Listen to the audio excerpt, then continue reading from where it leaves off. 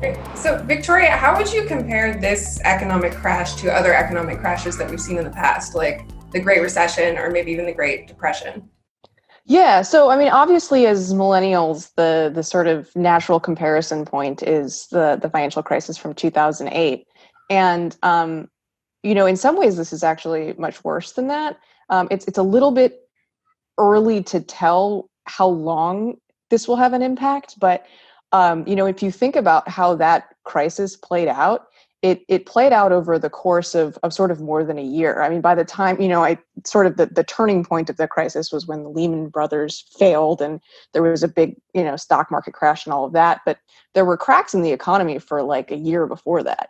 And so, using the stock market as kind of like a barometer of financial panic, the volatility has been way larger during all of this than it was during the financial crisis, which is pretty amazing. And it's because this has all just been so condensed, where all of a sudden people realized this was going to be really bad. And I mean, the fact that you're seeing, most, if not all sectors of the economy, at least here in the US, and some countries in Europe and around the world just kind of shut down.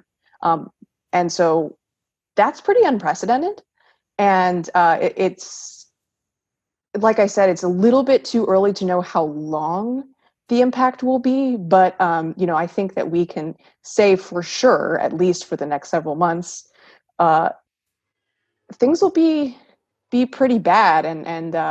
It really depends on the health situation, how quickly we can get that under control, until we can start to like come out of it. But yeah, in economic terms, the impact is going to be pretty severe on a lot of vulnerable people.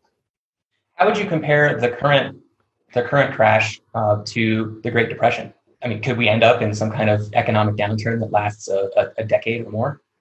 I mean, hopefully not, right? So the difference between a recession and a depression is the length of time. And when you think about the depression, I was actually looking this up recently, and between 1929 and 1933, the U.S. economy shrunk by half, which is amazing. And so, I really hope that scale is not on the table here, but at least in terms of unemployment, I think that we could pretty easily see double digit unemployment. Maybe not to the levels of the Great Depression. I mean, I guess I would say I think that governments have learned from past crises in knowing how to deal with this. I mean, you think about the Fed. One of the things the Fed did during the Great Depression is they actually raised interest rates, which is sort of bizarre in the way that we think about modern monetary policy. That's not really how things are handled.